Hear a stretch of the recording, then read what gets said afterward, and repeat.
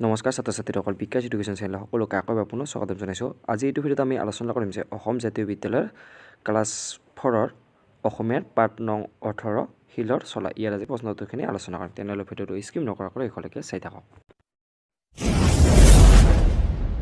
প্ৰথমতে আমাৰ 1 নম্বৰত দিয়া আছে যে প্ৰথমে কোৱা তাৰ পাছত লিখা। ইয়াৰ প্ৰথম আমাৰ ক নম্বৰ প্ৰশ্নটো দিয়া আছে যে ৰজা শিলাদিত্যৰ ককাই দেউতাকৰ নাম কি? ইয়াৰ উত্তৰটো লিখিব লাগিব যে ৰজা শিলাদিত্যকৰ ককাই দেউতাকৰ নাম এইটো লিখিম আমি জলাদিত্য।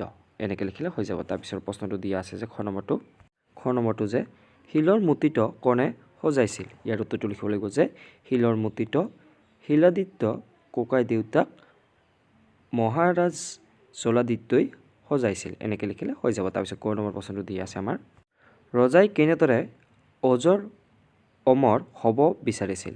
ইয়াৰ উত্তৰটো লিখিম যে ৰজাই শিলৰ চলা পিন্ধি অজৰ অমৰ হ'ব বিচাৰিছিল। এইখিনি লিখিলে হৈ যাব। তাৰপিছত প্ৰশ্নখিনি দিয়া আছে খ নম্বৰটো যে ৰজাই কিহৰ কাপোৰ পিন্ধিব লাগে বুলি মন্ত্ৰীনিক কৈছিল? ইয়াৰ উত্তৰটো লিখিব লাগিব যে ৰজাই শিলৰ কাপোৰ পিন্ধিব লাগে বুলি মন্ত্ৰীনিক কৈছিল। এনেকৈ লিখিলে হৈ যাব। তাৰপিছত 9 নম্বৰ প্ৰশ্নটো দিয়া আছে 7 দিনৰ ভিতৰত ৰজাক শিলৰ চলা আনি দিব নোৱাৰিলে মন্ত্ৰীনিক কি শাস্তি দিব বুলি কৈছিল? ইয়াৰ উত্তৰটো লিখিব লাগিব যে 7 দিনৰ ভিতৰত ৰজাক শিলৰ চলা আনি দিব নোৱাৰিলে মন্ত্ৰীনিক ৰজাই মন্ত্ৰীনিটোৰ পৰা আঁতৰাই প্ৰাণদণ্ডৰ শাস্তি দিব বুলি কৈছিল। এনেকৈ লিখিলে হৈ যাব।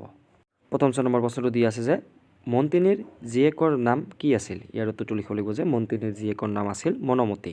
তাৰপিছত দ্বিতীয় নম্বৰ প্ৰশ্নটো দিয়া আছে মন্ত্ৰীনিৰ জীয়েকে সমস্যাটো কেনেকৈ সমাধান কৰিলে? ইয়াৰ উত্তৰটো লিখিব লাগিব যে মন্ত্ৰীনিৰ জীয়েকে শিলৰ চলা শিৱলৈ ৰজাৰ পৰা পানীৰ বেজী বিচৰাত ৰজাই শিলৰ চলা শিয়াটো অসম্ভৱ বুলি বুজি পালে আৰু মন্ত্ৰীনিক ৰাজসভালৈ মাতি পঠালে। এনেদৰে মন্ত্ৰীনিৰ জীয়েকে সমস্যাটো সমাধান কৰিলে। এইখিনি লিখিলে হৈ যাব। তাৰপিছত আমাৰ প্ৰশ্নখিনি দিয়া আছে ইয়াৰ পিছত 2 নম্বৰ প্ৰশ্নখিনি যে সমাৰ্থক শব্দ লিখা। ইয়াৰে প্ৰথমটো আমাৰ দিয়া আছে যে ৰজাৰ অৰ্থ লিখিম আমি সম্ৰাট মহাৰাজ।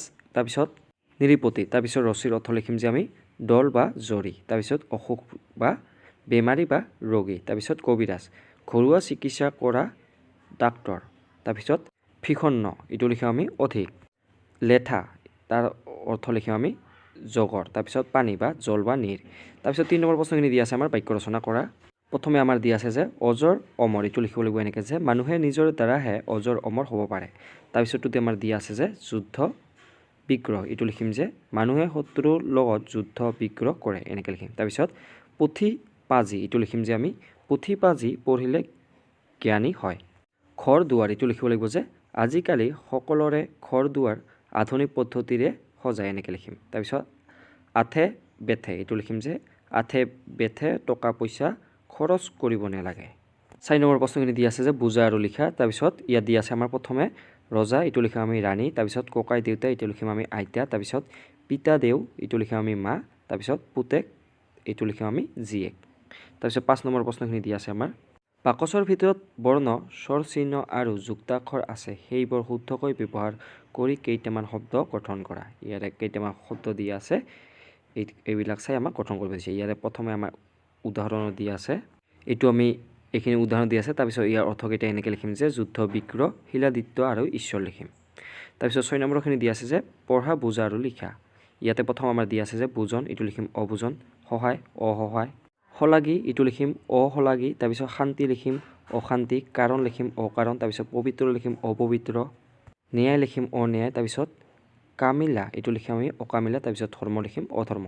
তাৰপিছত 7 নম্বৰখিনি দিয়া আছে আমাৰ প্ৰশ্নখিনি যে আটাই মিলি নাটিকাখনি অভিনয় কৰা। 8 নম্বৰৰ প্ৰশ্নটো দিয়া আছে যে এনেধৰণৰ কাহিনী একোটিকৈ লৈ নাটিকা একোখনি ৰচনা কৰিবলৈ চেষ্টা কৰা। এইটো নিজে নিজে কৰি ল'বা। তাৰপিছত 9 নম্বৰ প্ৰশ্নটো দিয়া আছে যে ভাবা আৰু উত্তৰ উলিওৱা। ইয়াতে প্ৰথমতে দিয়া আছে যে ব্ৰহ্মাই সজিল এনে এটি গুটি বাকলি নাই তাৰ খাব নোৱাৰি। তাৰ উত্তৰটো হৈছে শিলগুটি। এইখিনি বা এনেকৈ লিখিলে হৈ যাব। আজিলৈ ইমানে। ধন্যবাদ।